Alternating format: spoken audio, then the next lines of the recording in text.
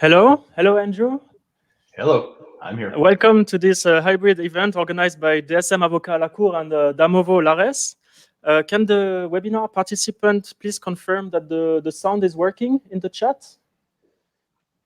Hello, can you hear us? Can you put a message in the chat? We don't have any. It seems to. Loud and clear. I can hear you.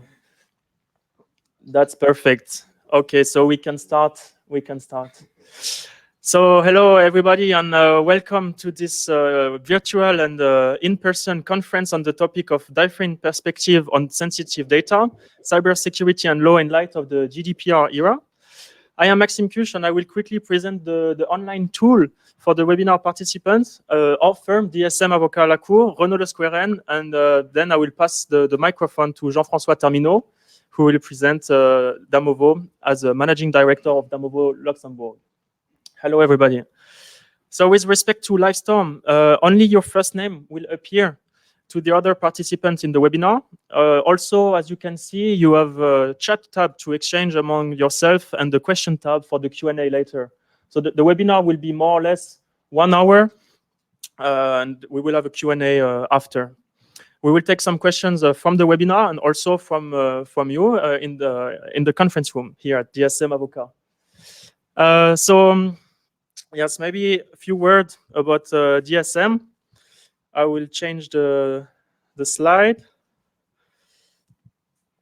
So yeah, DSM Avocat La Cour, we are an independent full-service business law firm specializing in M&A, business law, real estate, digital, and labor law, as well as dispute resolution, among other practice areas. Also, a few words about Renaud Le Squaren, who will be the speaker for DSM. So he is as a partner at DSM Avocat La Cour. Renaud Le Squaren has over 15 years experience in new technology matters. Since 2014, he has been head of DSM Avocat La Cour digital department and advised his clients in their digitalization. In parallel, Renaud is involved locally through his participation as director of several associations such as ECOM, APSI, and APDL. One word also for those of you who would like a certificate of attendance, you can send me an email. I will put my email address in the chat, and we will come back to you in the next days. All right. I hope you will enjoy the webinar and the conference, and I leave the floor to Jean-François Terminot. Thank you, Maxime.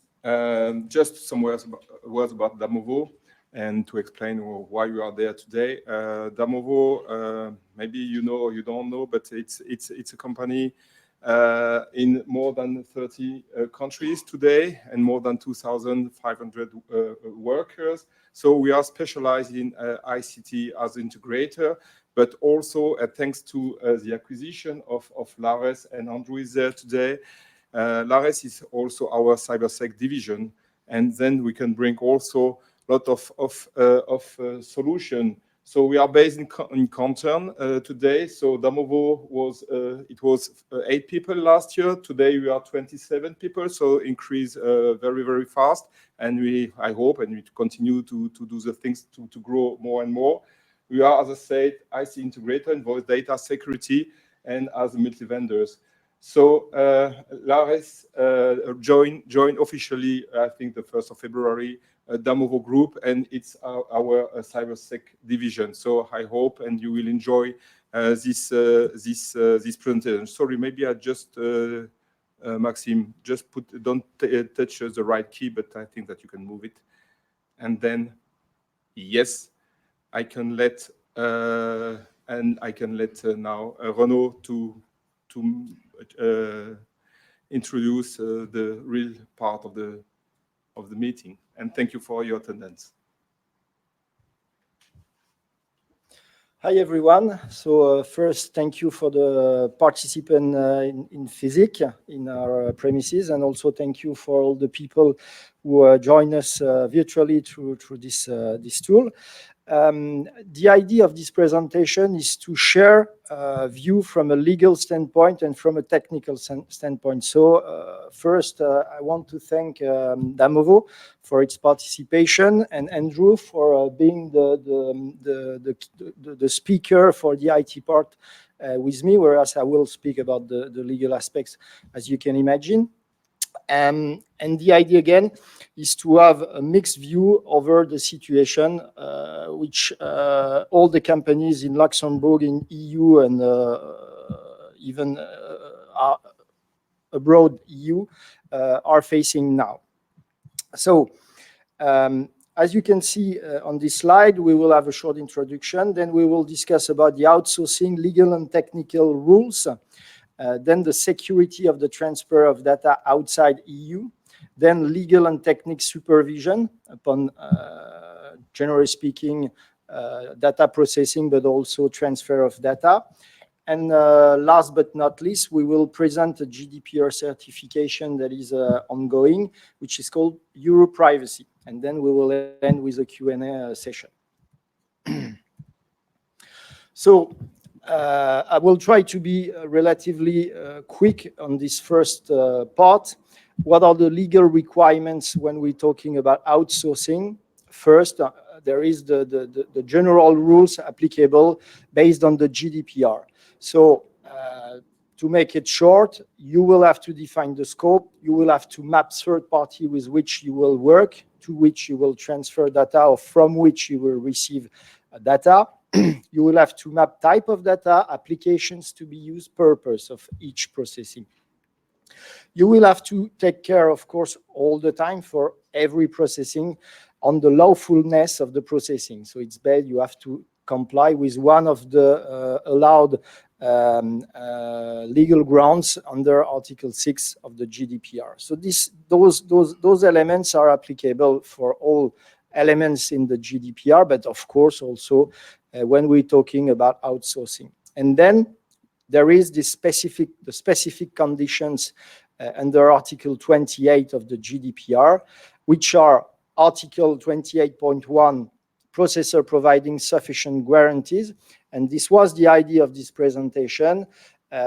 You have to take care and you have to check the partner with whom you will work. You cannot simply rely on the fact that there are IT professionals or any type of marketing presentation.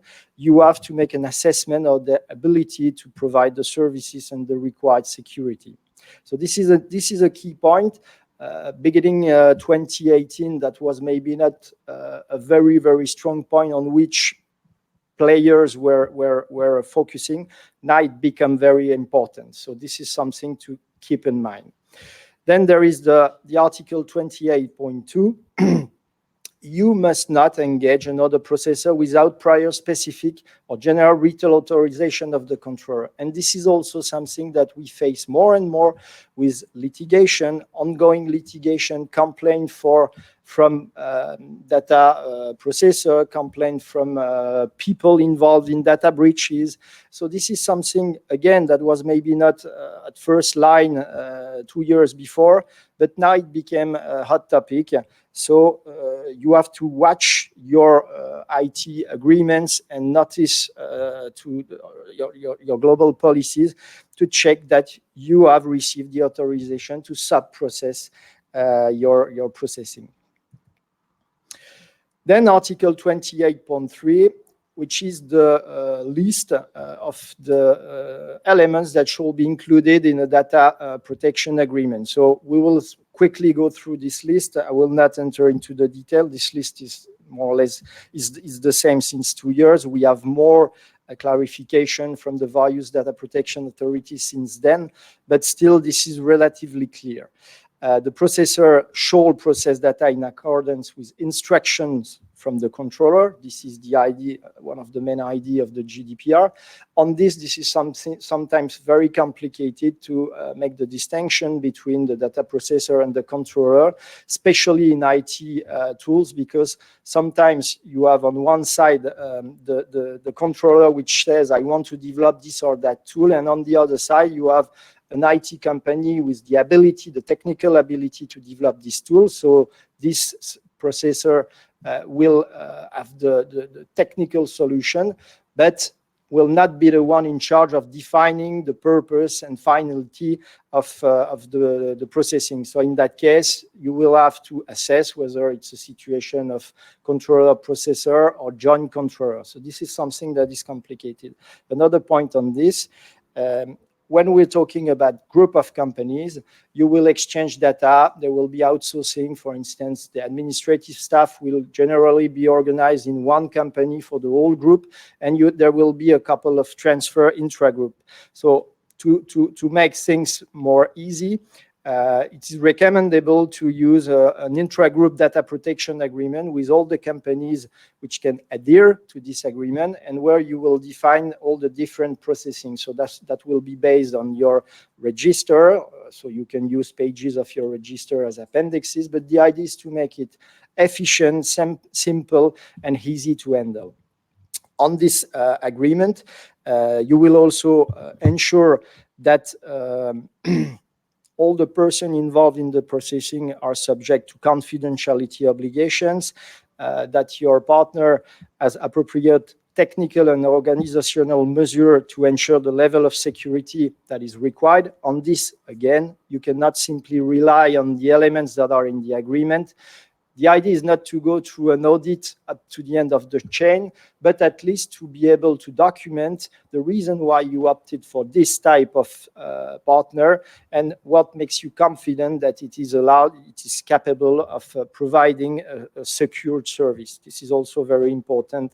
It became very important given the data breaches we are facing, notably since last year and the COVID and homework situation.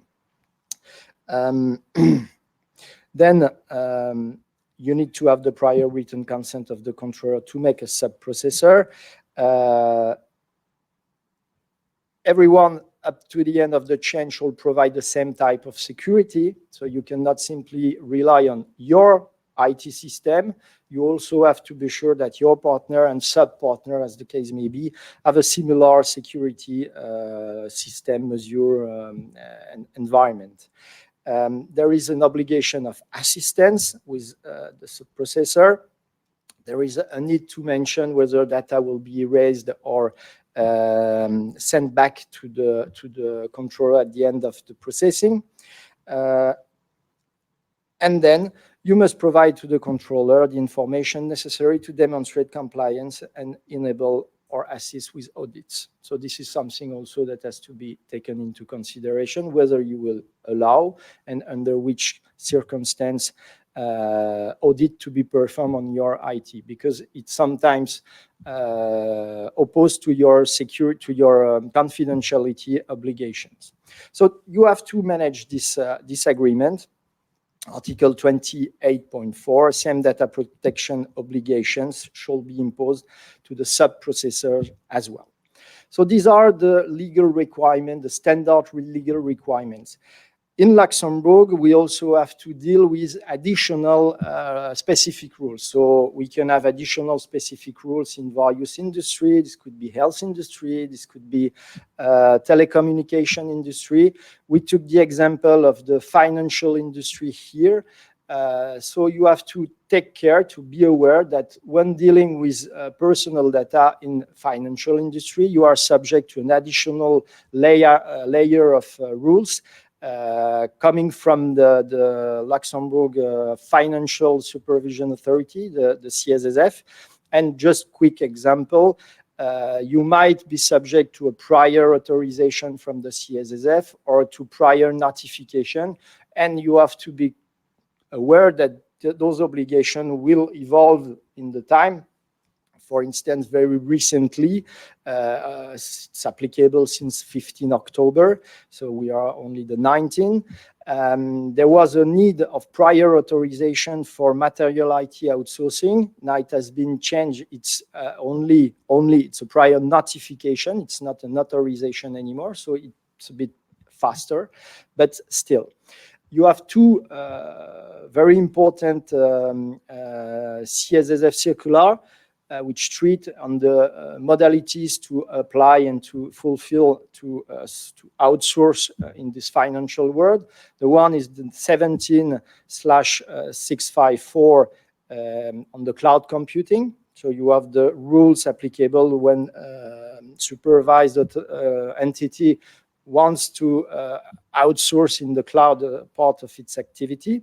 And then for the other IT aspects, in a nutshell, you have the circular 17/656, which both have been amended very recently again.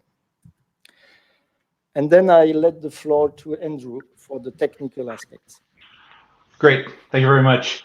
One thing that I find interesting is, just like in technical security, the idea of memorizing numbers and subsections and rules doesn't go away. It's a whole other host of things to remember.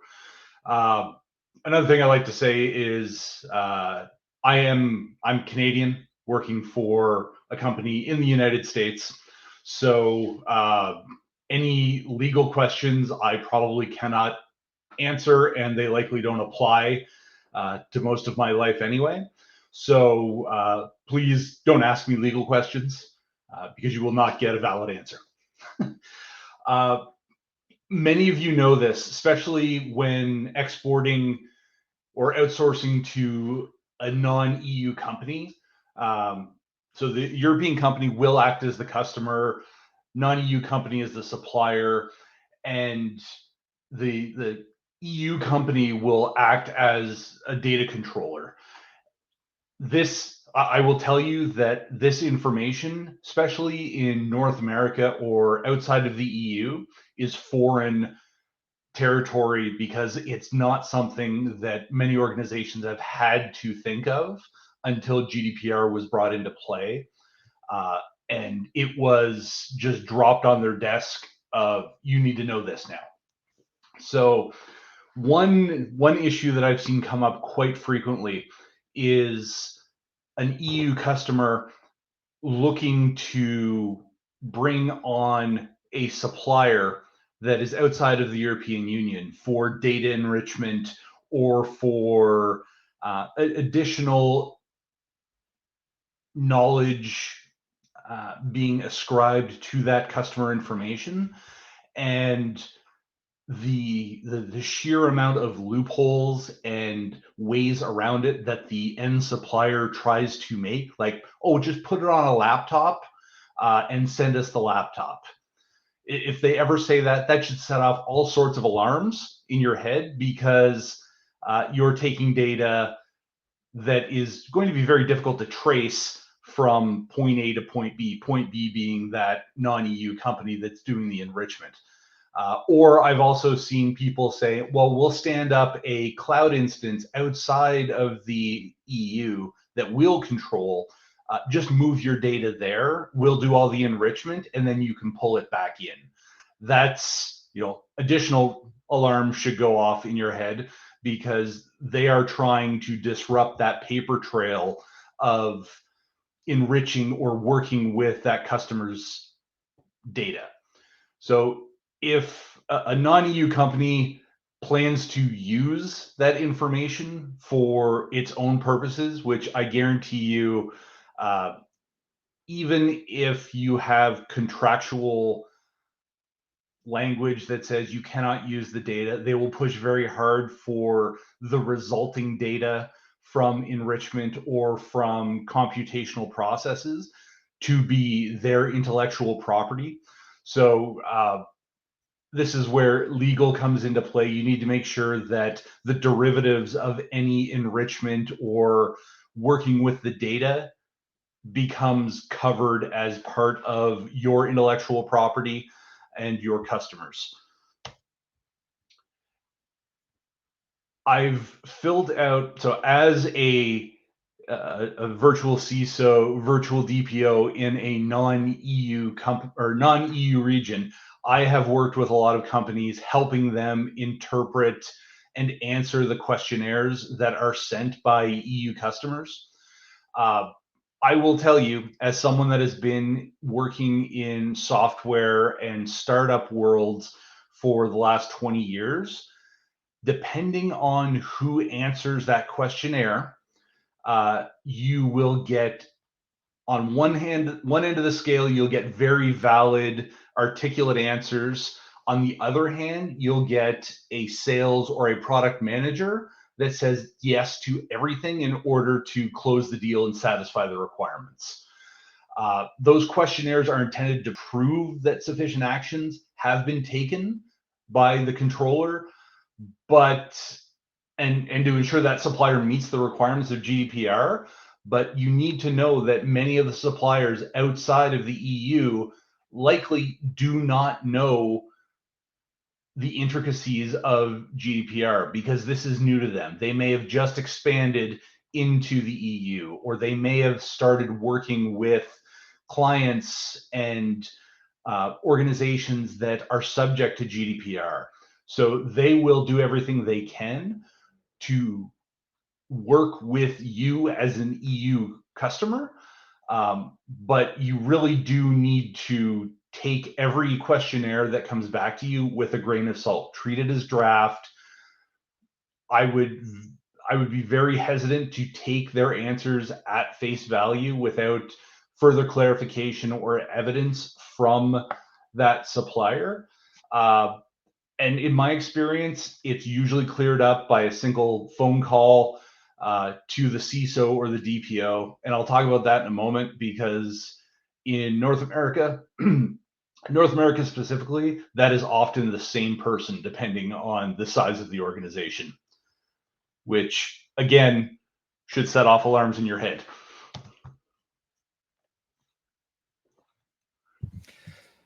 The next point is about security of the transfer of data outside the EU, which is a very hot topic, especially since July 2020, and the decision called Schrems II. From a legal perspective, GDPR allows transfer of data inside the EU without any blocking and formality obligations. So it's the free flow of data within the EU. Outside EU, there are some mechanisms to comply with to allow and render the transfer lawful. There are three main tools that can be used. The first one is the adequacy decision from the European Commission. So there is a list that is published on the Commission website with countries that are deemed to be to apply the same standard in terms of data protection. For the time being, United Kingdom is on the list. There is a clause under which there will be a reassessment of the situation in the coming years. But for the time being, you have the updated list, and United Kingdom is on the list. Then there is a system of binding corporate rules. So it's for large companies. It's a large document which will detail the processing, the way things are organized within the group, and those binding corporate rules shall be validated by national data protection authority. So this is something we meet from time to time, but to be honest, not that frequently. And then there is the main tool that is used to organize transfer outside EU, which are called the standard contractual clauses. There was the release of a new set of clauses end of June this year. So there was a transition period and until end of September, with 4 modules depending on the situation. So those new standard contractual clause fulfill a gap that was existing under the previous ones, notably when we were talking about relation between sub-processor and sub-processor, but not only. So now you have 4 modules to use. Depending on the situation, you will use one or the other. To be honest, we deal with those clauses since a couple of months already. They are not that easy to handle. we have to first define the situation where we are, which usually is relatively easy, and then we have to opt within the modules which situation and what are the choices of the signatories. But still, this is a very positive evolution. Then there is the point of the decision Schrems 2. What was this decision about initially? It was a discussion about the system that was put in place between United States and the European Commission called Privacy Shield, under which companies who were adhering to this Privacy Shield, the US companies, were allowed to receive and to import and to export data freely with European companies. So the decision Schrems 2 rendered null and void this Privacy Shield agreement. The decision was that even though there is this commitment from the company to fulfill with GDPR applicable rules, there are under the local legislation in the US obligations for US companies to give access under certain circumstances to certain type of authority to their data. And this was considered by the court as a breach of the GDPR rules, and generally speaking, as non-compliant with the environment we want to keep in Europe with when it comes to personal data. The first thinking about Schrems 2 was to say, okay, that concerns only the relationship between EU and United States. So my first comment is that's not the case. That applies to all non-EU countries. So if a European company wants to transfer data to India, to China, or wherever else in the world, it will have to apply the result and the outcome of this Schrems 2 decision. This is clearly not only applicable to the US situation. I'm especially happy to be here with Damovo and with Andrew because he knows very well the situation being Canadian, like he just explained. And there is a question all the players in Luxembourg are facing now. Are they still entitled to work with US companies? And I'm talking about Microsoft and the big major companies. And the answer is very complicated, and it will really depend on the type of data and the situation. The point of this Schrems 2 decision is that the company has to make its own assessment on the legal system in the country the company wants to export data. And this has not been done successfully by the European Commission, so I doubt this could be done successfully by a private company. This is my feeling. But the hot potato was transferred to the companies, so this is the first thing. I hope that in the coming months or years, this will be there will be another approach because this is not handleable on long term, in my opinion. Still. There was a release of recommendation from the EDPB, so European Data Protection Board, which tries to give measures that can be implemented by companies, so very pragmatical things, to allow them at the end of the day to transfer data, notably to the US, but not only. One of the steps is, as I just mentioned, an assessment on the judicial system in this country, which, to be, again, is totally unrealistic for a company. Maybe we can think of something for very large companies, clearly not for small companies, SME, medium companies. This is not clearly not possible. So they will have to rely on third-party opinions, and this is already what is done. Nevertheless, there will be an assessment, a written documentation to be done, first on this legal step, and then on the technical aspect that will be implemented to increase the level of security of data that will be transferred to the US. And third, there is an assessment, but I invite you to read this recommendation. It's not very long, it's a couple of pages. You will have to make an assessment on, first, the type of data you will export, and secondly, the type of people who are concerned by those data. And depending on the sensitivity of both of the answer on those two questions, you will either increase or decrease the level of risk you can accept while organizing this transfer. Andrew? Yeah, thank you. So, this kind of goes back to what was previously said about the size of the organizations. If a non-EU organization has a large international presence, they are likely going to have a designated data protection officer. And unfortunately, it will fall on, in my experience, whomever asks the question of who's the DPO. So it could be the CISO, the CTO, the CFO, someone in finance, a manager, a VP, someone in the risk organization, or some in the compliance. I have actually been on calls where I've asked people, who is your DPO, as their vCISO, and the immediate response is, well, can't you handle that? Like, well, yes, I can handle that, but is this a new thing to you? Have you not looked at your data protection requirements from a global perspective? And because a lot of specifically North American companies are North American centric, being that their primary organizations that they're going to sell to are also within North America, the idea of complying with additional legislation outside of the borders of North America is always an afterthought. There's very few startups that say, you know, from day one, we are going to make sure that we have a DPO. If it's a 3-person organization, it is likely going to be 2 technical co-founders or 3 technical co-founders, maybe a salesperson.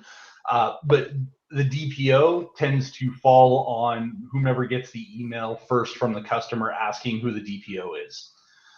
So this brings up the idea of having a virtual DPO to help organizations through this.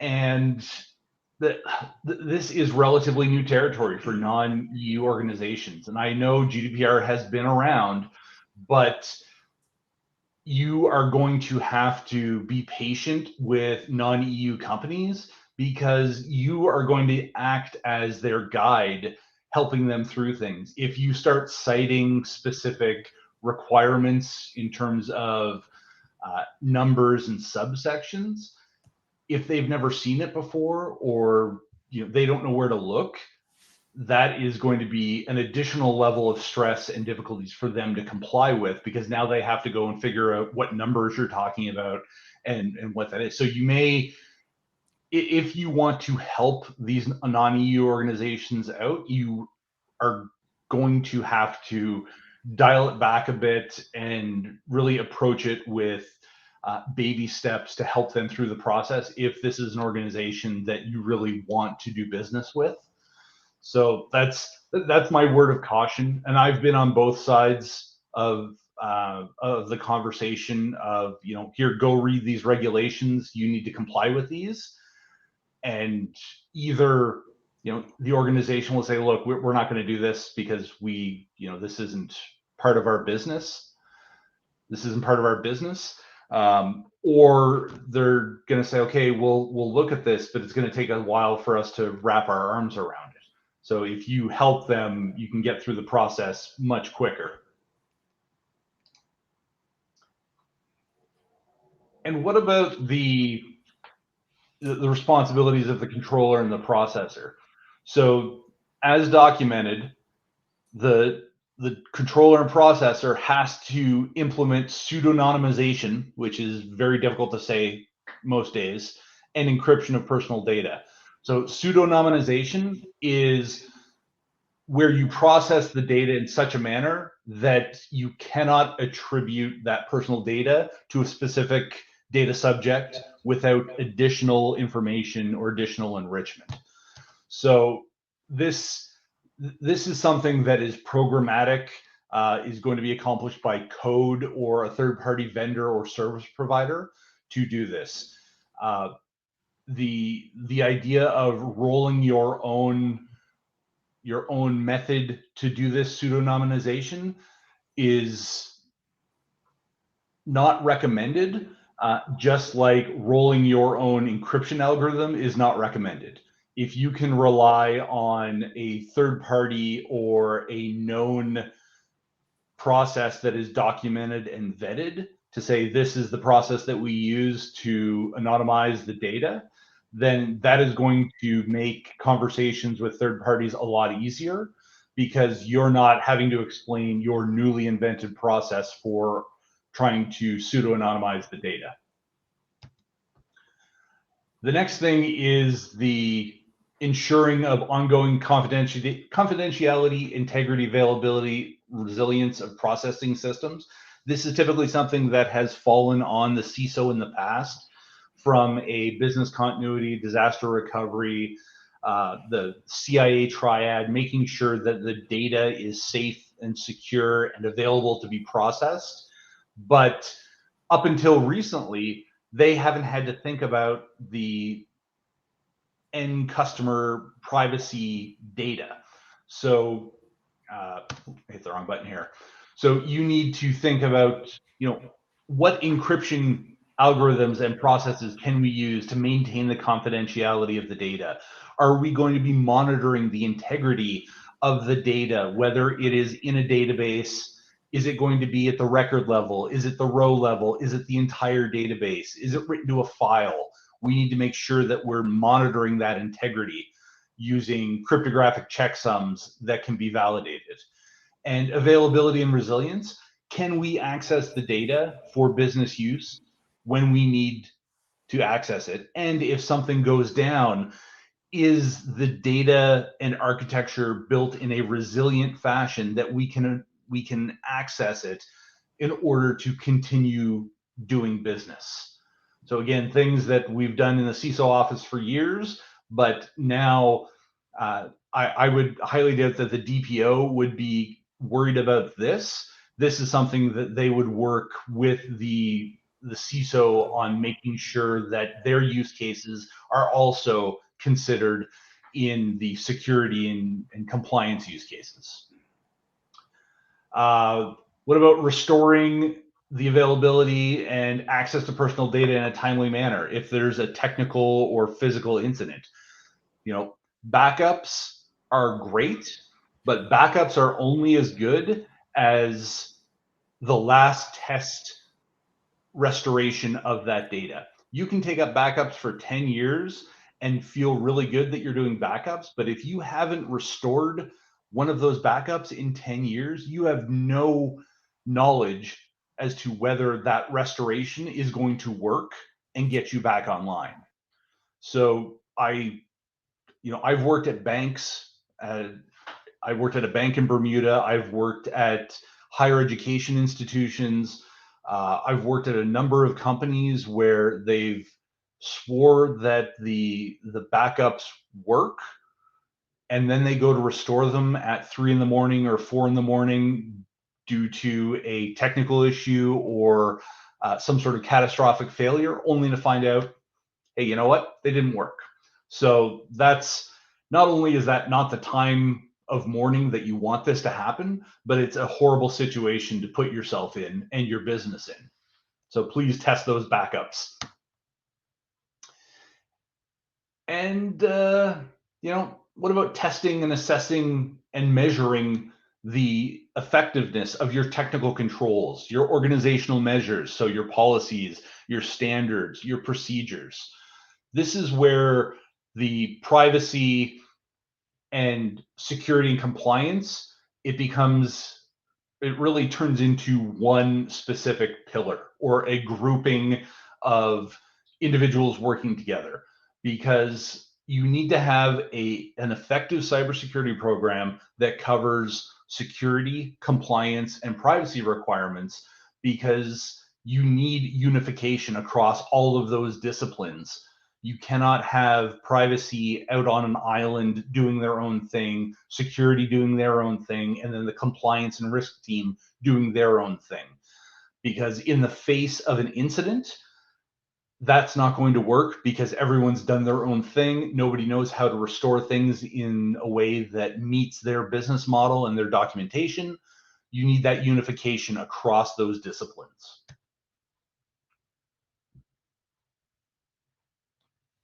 And now the legal and technical supervision. When we're talking about data protection, we have to discuss a bit about the supervision. Andrew already had a word about the DPO. We will be a bit more precise from a legal standpoint. So the data protection officer's mission rely on 6 main points. Monitoring of compliance. So he has the duty to understand the processing, how it works, monitor everything, and have a clear view on what is done. So clearly there will be a need of a mapping to be done internally for the processing existing within the company, but also, of course, toward third parties, either in EU member states or outside to non-EU member states. The second point is raising awareness. Here, the point is that the DPO should be able to contact the top management of the company and to inform them on what is the situation, what must be improved, what is clearly not good enough, where are the risks, and how give advices on how to comply at the end of the day with the GDPR rules. There was a series of decisions from various data protection authorities, but in May in Luxembourg by the CNPD. And amongst those decisions, it was clearly mentioned that there is a need to be able to document and to demonstrate a direct link between the DPO and the top management of the company. When we're talking about a group, this could become a bit complicated because most of the worldwide or European group will appoint one group DPO. And then the key point is to be able to demonstrate that if there is the appointment of a local DPO or the group DPO, there will be a direct access to the top management of the local company and not only of the top management of the group. This is extremely important to be able to document, and this is one of the points that we understood from the recent decision of the CNPD. The DPO should be a single point of contact. That means that it will be the point of contact for the local national data protection authority, for the for the people involved in case of data breach, in case of questions, internally or externally. That does not mean that it should be alone on board, because of course, depending on the size of the company, you will be able or will not be able to do all the work alone. So on this, you will have to have enough additional people in his team to be able to have an effective ability to answer in due time to all data protection questions and points. There is also a need of expertise. One of the recent decisions in Luxembourg mentioned a minimum of 3-year professional experience in data protection. This is not something that is strict, but at least you have to demonstrate that the person who are appointed as DPO have a knowledge in data protection. That means not only a knowledge from a technical standpoint, but also from a legal standpoint. So you have to find this very rare professional who will be on one side a lawyer dedicated with experience on data protection, and on the other side an engineer in IT, cybersecurity and systems. So this is something quite rare. So the idea is for large companies, when it's feasible to organize a group with those various set of knowledge. For smaller companies, it's of course more complicated to find this internally. So it's allowed that those companies be held by third-party service providers assisting them. Then there is a need to document the opinion of the DPO. It's not only that the DPO must be there, you have to have a file where the DPO will record what he has said to the top management, what were the recommendations, and what is the follow-up of those recommendations. This is something known for years in the financial world because of the recommendation of the CSSF, because of a need to be able to follow up what has been said and what has been at the end of the day implemented. This is not something so familiar for the other industry in Luxembourg. So this is something to keep in mind. It's very important to be able to document what were the recommendation of the DPO and what was the next steps further those recommendations. And last but not least, cooperation with the authority. The DPO will be the contact point with the authority. We have the chance in Luxembourg to have a CNPD that is available, which answer to the phone calls and which give clear explanation as long as it's possible to have a clear explanation, which is not always the case. And last point, the independence. And on the independence of a DPO, I will come back to what Andrew was saying a few minutes before, the DPO and the conflict of interest. This is a very hot topic. Again, another one, you will say. The data protection officer may fulfill other tasks and duties. This is Article 38.6 of the GDPR. But the controller or processor should ensure that any such tasks and duties do not result in a conflict of interest. So two decisions, one coming from the Belgium Data Protection Authority in 2020. A company was fined of 50,000 euros because they appointed as DPO the head of compliance, risk management, and audit. The result, the reproach was that for the Belgium authority, there was a conflict of interest because this head of compliance and risk was able to determine the purposes and means of processing within the context of compliance. So he was on one side the one who was fixing the rules, and the other side the one who was challenging the rules. He was the judge and the party. So this makes sense in this situation. There is another decision coming from the Luxembourg CNPD, which imposed a call to order, rappel à l'ordre, with injunction to comply with this Article 38.6, in a company where the CCO, the Chief Compliant Officer, was appointed as DPO. So when we are reading the decision, which is available on the CNPD website, there is a general sentence saying, function that may give rise to a conflict of interest within the conflict of interest of the organization may include the following function of senior management. So first, senior management, general manager, operational manager, financial manager, chief medical officer, head of the marketing department, head of human resource, head of IT management as well. So clearly the CISO and the DPO, this is not something that goes very well together on the same body. In this situation, what was raised by the CNPD was the ability to determine purposes and means in the context of AML KYC. So more or less, it was the same idea. You cannot on one side fix the rules and on the other side be the one who will check that the rules are compliant because you are judge and party. So again, this makes sense. So the position and the conflict of interest for a DPO is something that is sensitive and that should be assessed on a case-by-case basis.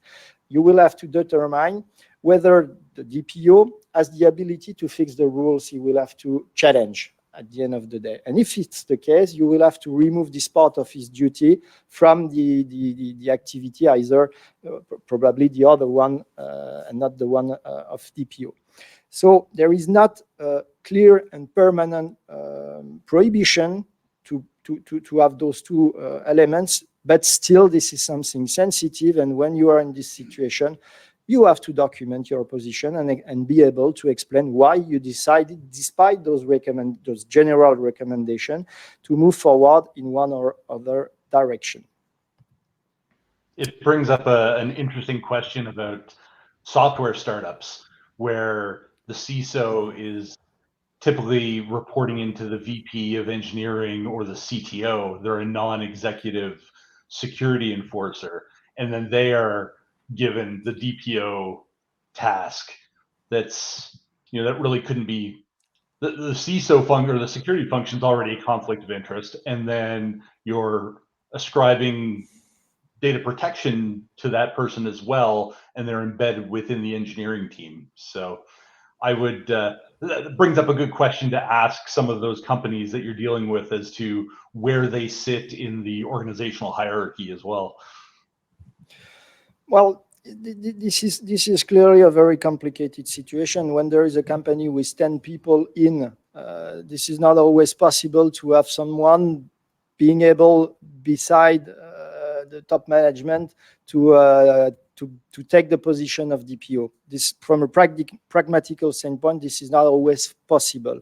However, it seems that in the coming months, years, there will be a differentiation between companies dealing with sensitive data and IT data. And for those companies, in my view, at the end of the day, they will be treated as if they were treated health data. So that will be something you have to consider in your business model from the beginning. So this will, in my view, not be possible in the future for a startup to develop a tool, a very efficient tool, dealing with personal data, but with the mindset that you will not have to pay, you will not have to have cost for the security of your data and generally speaking, GDPR or data protection compliance.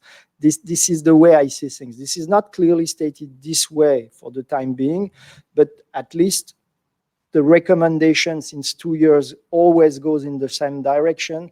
The more you treat personal data, if it's your business model, then you will have to organize things around a security, a DPO. If you have not that internally, you will have to appoint an external DPO, but this will be a cost for you because the data are considered as sensitive. So unfortunately, the business model where you run in your garage, you develop a software without taking care of the way of the security and so on, because it works, which are the models we can see in the movies when we hear about the beginning of Microsoft, of Google, of LinkedIn, and so on.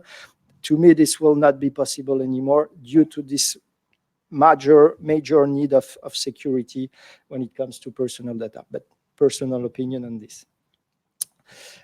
Then the possibilities are either to appoint an internal DPO or an external DPO, like law firms. We have this service for our clients, or various type of entities. The pros and cons for the internal, you have a complete view on the system, on the company, on the structure and processing, which is not always the case when you are an external DPO, where you will be there a couple of hours per week to check things. The internal DPO is there, so is available all the time, so probably will be more reactive, and it will keep the expertise layout after layout on what has been done in this company. The external DPO, from an economical standpoint, this will be most of the time less expensive. Less expensive because you will not have to dedicate someone to this activity. This will be a kind of part-time activity with the less good points that we will see. A key point here is the independence of the external DPO. When you work with an external DPO, you have to watch in the agreement, you have to be sure that there will be no conflict of interest. As an example, Luxembourg is a small country. If you have an external DPO dealing in a certain industry, after a couple of years, there will be a situation where the same external DPO will have to treat a data breach between a processor and a controller, and it will be the external DPO on both sides. And this is not a situation that is acceptable. This is clearly a conflict of interest. So the question is, what will happen in this situation? This is a position that will not be handleable in the time. This is something you, as client, if you appoint an external DPO, have to care about. Internal DPO negative point, it's the risk of dependence. Of course, most of the time it will be an employee, so it will be under the supervision of the company. Even though the GDPR grants him a total autonomy and independence in his activity as DPO, that might be complicated depending on the style of the company or the culture of the company, to keep the awareness at the best level. especially if it has a cost, especially if the data protection is not well handled in this company. So the position of the DPO might be a bit complicated. That will also increase the workload of this employee, because generally, with some exceptions for large company, but most of the time, this will not be a 100% time dedicated to DPO rules. So we will have to handle the other things. And last point, and I come back to what I've already said, generally, this person will be either a legal or a tech people, not both. So alone, that will be complicated internally to fulfill the knowledge that is needed in this position. If you opt for an external DPO, of course, there will be a less good knowledge of the company, but still that can be tackled with the time. It's easier for an external DPO to gather the technical aspects that he doesn't have himself. We as lawyer, we are not IT engineer, but we work with companies like Damovo when it's needed, because they have the knowledge that we don't have, and vice versa. So both possibilities are open.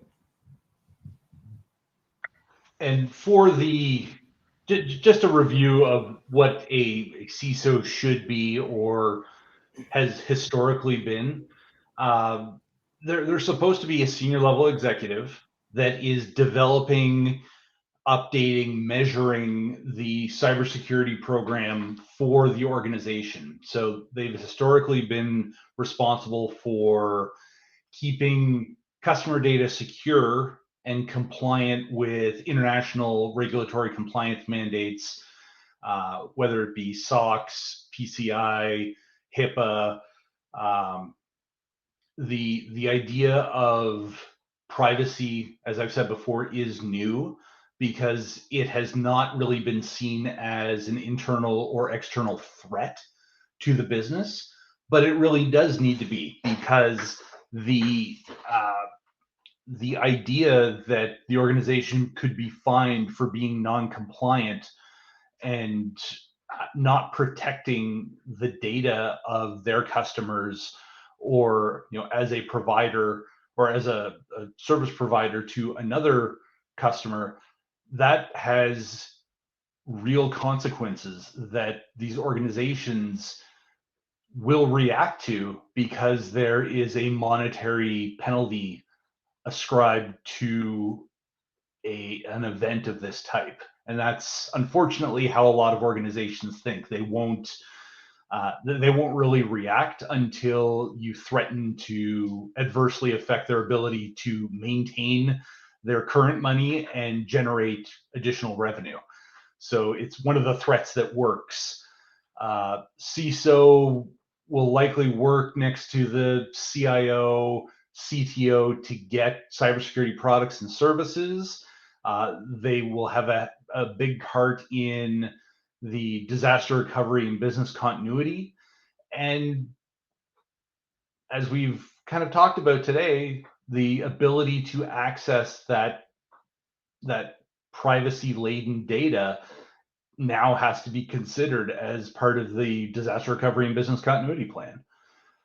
With regards to GDPR, historically, the CISO's role has been to make sure that the business strategy is enforced by the security strategy, or is met by the security strategy. So you cannot do anything from a security and compliance point of view that goes against the ideals and the long-term or short-term strategy of the business. Now they have to consider if the security and compliance strategy adversely impacts or negates anything that the DPO or the privacy side of things is implementing, because they are also making sure that the business is protected from an international privacy standpoint, but they are also the advocates for the customer data. So they're playing both sides. Obviously, they are being paid by the organization to protect them and make sure that the secure or that the privacy essentials are covered.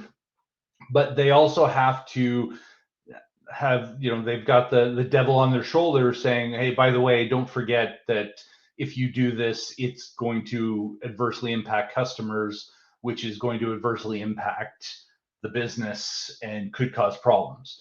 So as a CISO, if you are a CISO now, not only do you need to know security, compliance, business knowledge, and leadership and management, you now have to have at least, I don't want to say tertiary knowledge, but you need to have some knowledge in international privacy legislation rules, privacy governance, privacy architecture, and then data persistence across your partners and customers. And I will tell you that this is not something that most CISOs are exposed to. I was exposed to this very early because I used to work in the privacy commissioner's office in Ottawa in Canada, and they are the ones that defined privacy for the entire company or for the entire country.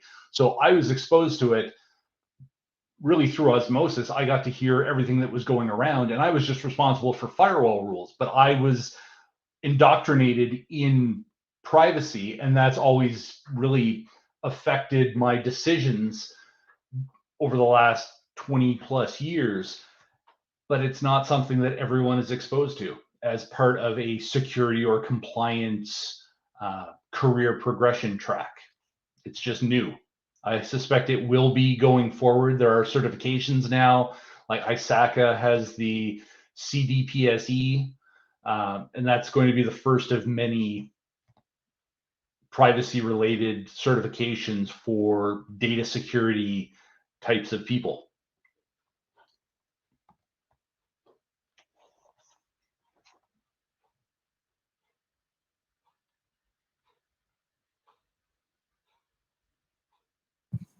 To continue with what you were saying, Andrew, the last point is about GDPR certification. That will be very quick. The idea is simply to present a new tool that is coming on the market, and that might help some of the companies dealing with data. Well, all companies are dealing with data, with personal data, but some of them might go through this certification process. So the GDPR provides the right, the opportunity to develop and apply certification schemes. So far, there is no certification applicable in EU. There are two processes under supervision, and fair enough, both come from Luxembourg. The first one is called Europrivacy. We will see that in a second, and it's a private association development, and the second one has been developed by the CNPD itself. It's called CARPA. So one is on the way to be approved at the European level, so it will be applicable in all EU countries. The second one should be, once finally approved, applicable in Luxembourg. The idea of this is being accountable. This is an advantage of the market. This is not the alpha and omega this is not the full solution. Once you are certified, that doesn't mean that it's done, you have nothing else to do. But this is a way to control that what you have already implemented complies with the rules. And this is also a method, a process to maintain the level of, to upgrade from time to time and to maintain the right level of compliance with GDPR. So here is one of the two, a privacy certification. We at DSM are about to be appointed to sign the agreement with Europrivacy. On this type of clients files, we probably will work with Damovo for the security aspect, because this is something, I mean, GDPR, generally speaking, in some things that relies on two legs. One side is the legal, the other side is the cyber security. And this is how we terminate this presentation. So first, thank you to everyone for attending. Could see there was more or less 100 people virtually attending. So thank you for your participation. And now we will go through a Q&A session. So the first question we have, shouldn't DPOs be trained also to perform a full DPIA, which includes the technical skills necessary to understand where the data transit and is being processed to verify that it is dealt with by processors that are processing data in a GDPR compliant way? My first answer would be no. The idea is not to make an audit. The idea is to really rely on third-party opinion and advices. So to me, the DPIA is the summary of what exists in terms of legal, in terms of security, but that doesn't mean that performing the DPIA should be equal to a full technical audit, in my opinion. What do you think, Andrew? I think that DPOs should know how to conduct a DPIA instead of just responding to them, just for their own edification more than anything. But I agree with you. The audit function is not something that should fall on them. That's a third party should be handling that side of things. Another question, most European small and medium enterprise rely on AWS, Google Cloud, Microsoft Azure to provide services to their customer. Can the law realistically be applied in this context? Well, this is all the point about Schrems 2. There is no clear answer for the time being. It will depend on the assessment you're able to do, type of data, type of clientele, and so on. But you have certainly, you will not be in position not to use any of those companies as service providers. So you will have to find a way to handle this with an assessment, with additional security measure, technical evolution. But for the time being, it is allowed. And to my knowledge, there is no decision against one of those companies saying you should not work anymore with them because there are US companies. We can take some other questions.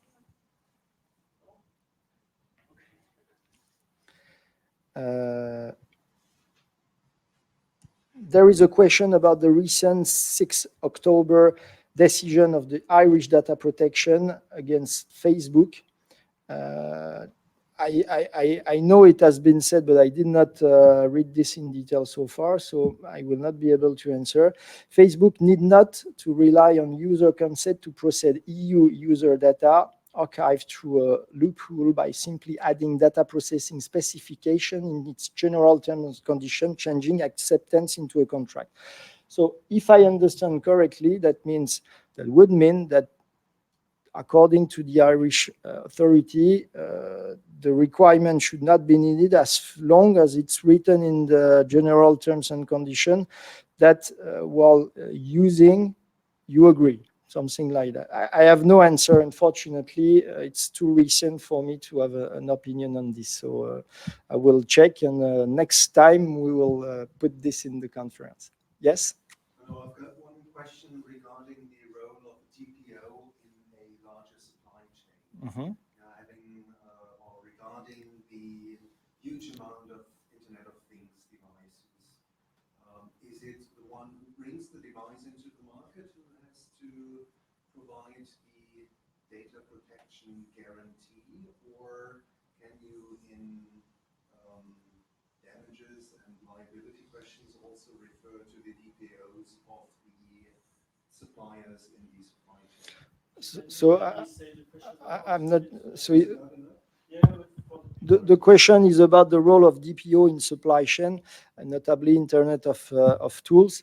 Who has the liability, on who handle the liability to comply with GDPR rules? That will depend on the situation and on the type of services. You will have first to define who is the controller, who is the processor, and at the end of the day, the responsible will be they will be jointly responsible. There was a decision where a processor was sentenced together with the controller for a security breach. So it's the time where the processor was not responsible is over.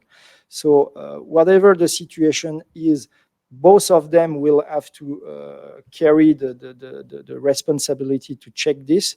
But clearly, this will be the importer who will have the main liability, who will face the first duty to answer to the data protection authority or to the client, or at the end of the day to a court.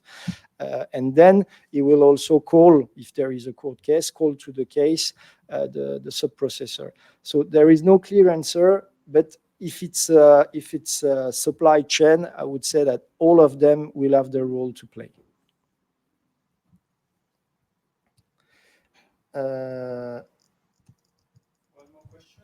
One more question, and then we will terminate the session. Regarding data transfer agreements, what is more relevant standpoint to establish whether the company needs DTA in place to look the location of the company, EU, non-EU, or location of companies to whom the company does business with? Well, if I understand the question, it's about the applicability of the GDPR from a geographical standpoint. So it applies to companies located in EU or to company dealing with EU citizens. So it's very large. And as long as you are in one of those situations, then you will have to apply GDPR. So in other words, you will not have to apply GDPR if you are located outside of Europe and if you are not treating or not processing European citizens' data. Andrew, do you want to have the final word? I don't know what to say. Put me on the spot. Just that, like anything in security, compliance, and privacy, there is no stock answer to everything. You really do need to do the research and ask the right people in order to see what fits best for your organization and your situation. So lean on your resources as best you can to help you get the job done. Thank you very much. And for the people here, now it's time for a drink. Have a nice end of the day, everyone.